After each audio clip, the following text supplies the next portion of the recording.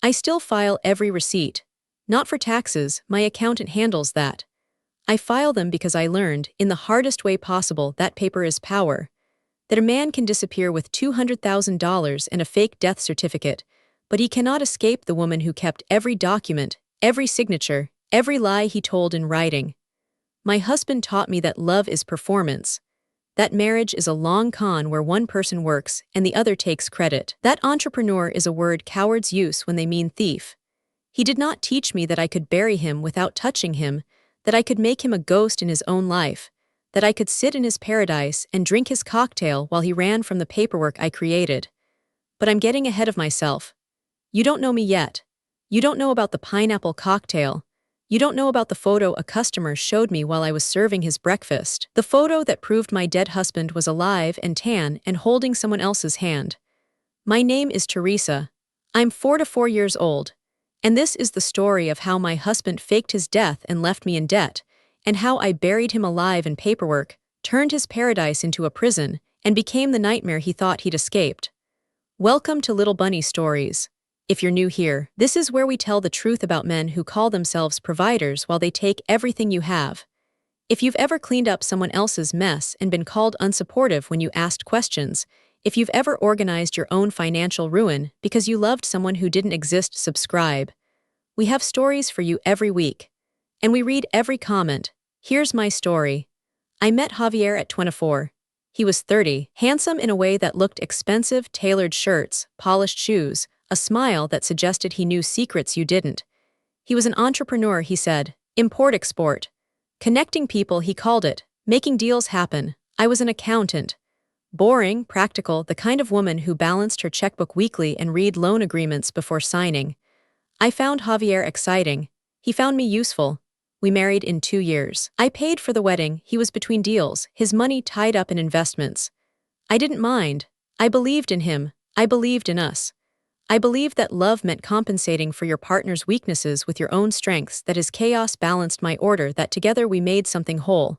For 18 years, I compensated. I worked 3 jobs, accounting during the week, restaurant weekends, tax preparation in season. I paid our bills, his debts, the investments that never returned. I refinanced our house 3 times to cover his business opportunities. I borrowed from my parents, my sister, my 401k.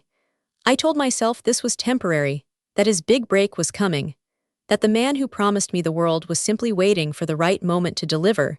He was waiting, all right.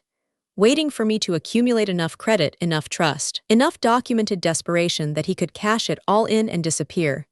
The big project came when I was 42. Javier had been researching for months electronics import from Asia, a guaranteed market, a once-in-a-lifetime opportunity. He needed $200,000. I was exhausted. My parents were aging, their savings depleted by previous loans. My sister wasn't speaking to me. My credit was stretched. My house leveraged to its limit, my body running on caffeine and the belief that stopping meant admitting failure. Teresa, he said, holding my hands across the kitchen table where I'd paid bills for 18 years. This is it, the deal that changes everything. 6 months, maybe a year, and we're free. No more debts, no more juggling. Just us finally living the life I promised you. I looked at him. At the man I'd loved since I was 24, who'd aged better than I had, whose smile still suggested secrets. I wanted to believe him. I needed to believe him. Because the alternative, that I'd spent 18 years working myself to exhaustion for a lie, was too large to face. I refinanced the house. I liquidated my 401k, paying penalties I couldn't afford. I asked my parents for their final savings, $30,000 they'd kept for emergencies, for medical bills, for the dignity of not depending on their children. Javier kissed me, he promised. He left for Singapore to close the deal. He sent texts for 3 days. Meeting went great. Contract signed, shipping arranged, then silence. 24 hours, 48, I called, no answer, I emailed, no response. I contacted the hotel where he was staying, no reservation under his name. On the 5th day, the police called, Mrs. Vasquez, this is Inspector Lim from Singapore Police. I'm sorry to inform you that your husband was last seen boarding a cargo vessel in the harbor. The vessel suffered an accident. There are no survivors. His body has not been recovered. We believe he drowned. I sat down. I don't remember the floor being cold or hard or anything. I just remember the sound of my own breathing, too loud, too fast, as if my body was trying to compensate for the sudden absence of future. They sent documents. A death certificate, provisional, without body, but legal enough for banks, for insurance, for the machinery of grief and finance. A police report. A letter from the shipping company expressing condolences. I organized the funeral. There was no body to bury, so we buried a photograph, a suit he never wore, my own certainty in a man who had never existed. My parents came, frail, confused, still believing their 30,000 had bought something. My sister came, not speaking, her presence an accusation. Javier's mother came, crying theatrically, asking about his investments before the service ended. I cried. I cried for the man I thought I'd married. I cried for the life I'd believed in. I cried for the exhaustion that wouldn't stop, the debts that wouldn't disappear, the future that had been stolen while I was still trying to build it. I didn't cry for Javier, not then. I didn't know I needed to. The debts arrived before the flowers wilted. Letters, calls, visits. Creditors with documents I didn't recognize, signatures that looked like mine, loans I'd never taken. Javier had been busy in those final months. He'd opened credit cards in my name, forged my signature on business loans, used our house as collateral for debts I didn't know existed. The total, $1.2 million. More than our house was worth. More than I could earn in 20 years. More than my parents' destroyed savings, my sister's broken trust, my own hollowed-out 401k could cover. I lost the house in 6 months. Foreclosure, eviction, the sheriff at the door while neighbors watched. I moved into a studio apartment, paid for with restaurant tips, the only work I could find with my credit destroyed and my references confused by the scandal of my husband's death. My parents moved into assisted living, funded by Medicaid, their dignity reduced to state minimums. My sister spoke to me once to say, "I told you, everyone told you, and you chose him." I chose him, every time, for 18 years, and the choosing had become my identity, my purpose, my prison. I worked. I served breakfast at a diner, dinner at a restaurant, cleaned offices at night. I slept 4 hours, sometimes 3. I paid debts I didn't create, slowly, centavo by centavo, because bankruptcy felt like admitting Javier had won, and I wasn't ready to admit anything. Then came the photo. He was a regular customer. Mr. Patterson, retired, traveling the world on a pension he'd earned through 40 years of teaching. He came for breakfast every Tuesday, ordered the same thing, tipped well, showed photos of his grandchildren. "Look at this," he said, sliding his phone across the counter. "Bali. Beautiful place. But this guy," he pointed at a figure in the background of his beach photo, "looks familiar. Like someone from the news, you know him?" I looked again. I took the phone, my hands shaking, my vision narrowing to a single point of impossible recognition. Javier Tanner, heavier, wearing sunglasses that cost more than my monthly rent, holding a drink with a pineapple wedge. Next to him, a woman, young, blonde, laughing, and a child, maybe 2 years old, on his hip. The date stamp, 3 weeks ago. 3 weeks after his death. 3 weeks after I'd buried his photograph, his suit, my own belief in love. "Mrs. Vasquez," Mr. Patterson's voice, concerned, "You okay? You look like you've seen a ghost." I was looking at a ghost. A man who died, been mourned, been buried in paperwork and memory, now alive and drinking cocktails on a beach I'd never see. I handed back the phone. I smiled. I said something about the heat in the kitchen, about needing water, about being fine. I walked to the bathroom and I vomited, not from sickness. From the absolute crystalline understanding that I had been destroyed by a man who was not dead, who had never been dead, who had simply decided that my utility was exhausted and it was time to upgrade. I didn't cry. I had no tears. I had something else, a cold, precise, architectural fury that I didn't recognize as my own. It felt like clarity. It felt like the moment before an earthquake, when the birds go silent and the air goes still and you know something fundamental is about to change. I went back to work. I smiled at customers. I collected my tips, and I began to plan. I became invisible, not gone, present, but unseen.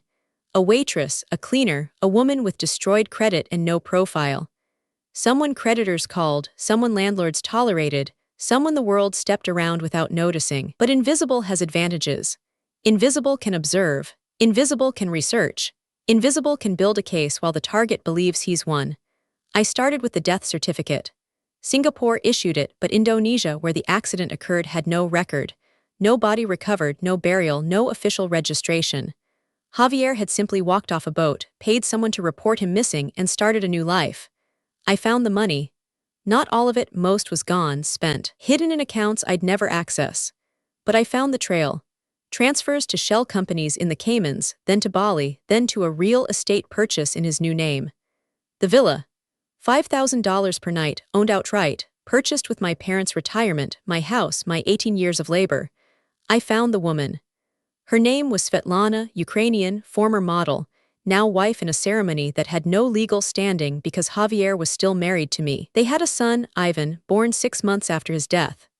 A child who believed his father was a successful businessman, a provider, a man who'd built something real. I found more. Javier, coward, always coward, had never renounced his citizenship, never changed his legal identity in his home country. He used his real name for international travel, real estate banking. He believed himself untouchable, protected by distance, by his death, by the world's indifference to a waitress with destroyed credit. He was wrong. He had made one critical error. He had underestimated the organizational capacity of a woman who had kept 3 jobs, 18 years of debts, and a marriage to a ghost functional through sheer force of will. I was going to bury him. Not physically, I didn't have the resources for violence, and violence would have been too quick, too merciful, too forgettable. I was going to bury him in the thing he feared most, the consequences of his own paperwork. I became Teresa Morales, international real estate attorney.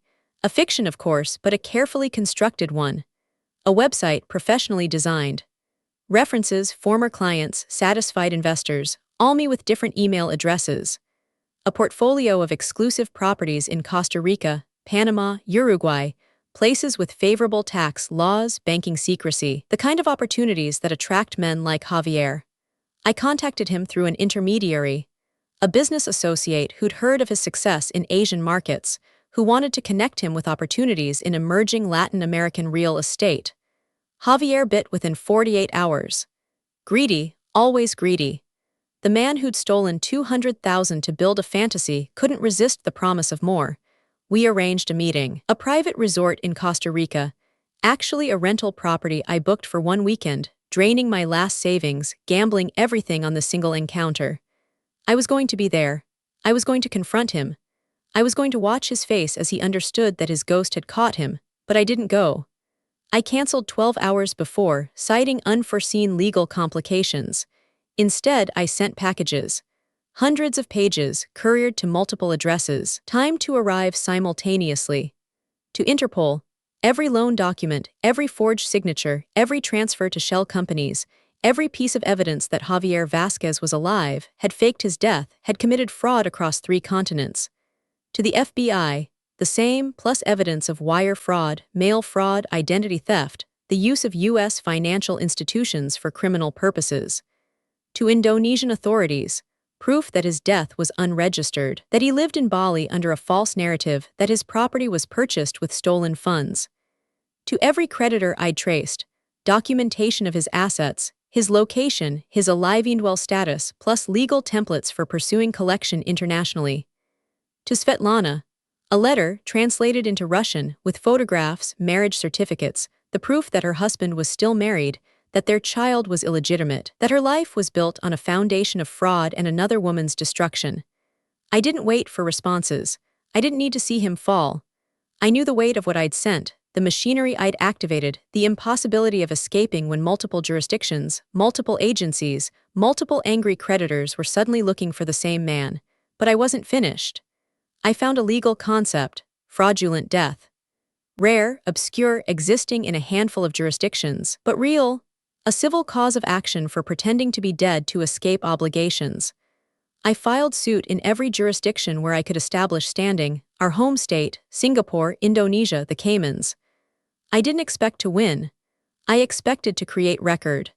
To make Javier Vasquez appear in every database, every watch list, every alert system that tracked financial criminals, immigration fraudsters, deadbeat husbands. To make it impossible for him to open a bank account, rent a property, obtain a passport, travel freely without triggering flags that would send investigators to his door.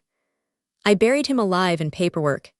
Each document a shovelful of dirt, each filing a layer of earth, each legal notice a nail in the coffin of his freedom. He was not dead, I made sure of that.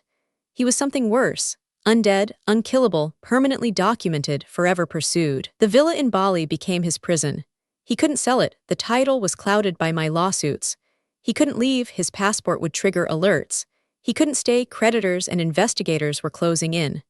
Svetlana, informed of his real status, took their son and returned to Ukraine, leaving him alone in the paradise he'd stolen. I went to Bali once. Not to confront him, I didn't need to see him. I rented the villa for one night, using funds recovered from a partial settlement with one of his creditors. I sat by the pool where he'd posed with his pineapple cocktail. I drank the same drink, watched the same sunset, felt the same breeze. I left a letter on the master bedroom table, sealed with his name in my handwriting. Dear Javier, I am not dead. I am not destroyed. I am sitting where you betrayed me, drinking what you drank, living what you stole. I do not seek you. I do not need you. I simply want you to know, money runs out. Sunsets end. And the paperwork I left you is forever. Enjoy the villa. It is the last property you will ever own. I signed it, your widow, your creditor, your bureaucratic nightmare, Teresa. I never heard from him. I don't know if he found the letter, if he understood who sent it, if he recognized my handwriting on the envelope. I don't care. The act was not for him, it was for me. For the woman who'd served breakfast while planning his destruction, who'd been invisible and had chosen to become inevitable. I'm 46 now. I live in a small apartment, one bedroom, a rescue cat who doesn't care about my past. I work as a financial consultant, specifically helping women who have been defrauded by husbands, partners, family members. I teach them to document, to organize, to build cases that outlast the lies they've been told. I'm not rich. The recovered funds, after legal fees and creditor settlements, paid my debts and left me enough for modest security. I'm not vengeful, not in the way people imagine. I don't dream of Javier's suffering, don't track his movements, don't need to know where he is or what he's become. I'm organized. Lethally, systematically, irrevocably organized. Every receipt filed. Every document scanned. Every interaction recorded. The habits that Javier exploited have become the habits that protect me, that define me, that make me someone no one will underestimate again. Sometimes I receive postcards. No return address. Beaches, sunsets, always from remote locations, places without extradition treaties, without banking transparency, without the infrastructure to track a man who doesn't want to be found. I don't know if they're from Javier or from someone he sends, or from my own imagination creating patterns where none exist. I don't burn them, I file them, in a box labeled evidence, just in case, because some men die once. Some men should have died but lacked the courage, and a woman with a filing system can bury them without touching them, can make them ghosts in their own lives, can prove that the paper trail outlasts the love story every single time. I'm Teresa. I'm 4 years old. I have a cat, a filing cabinet, and a past that taught me the most valuable lesson of my life. Trust is not given. It is documented, verified, and backed up in triplicate. See you in the next story.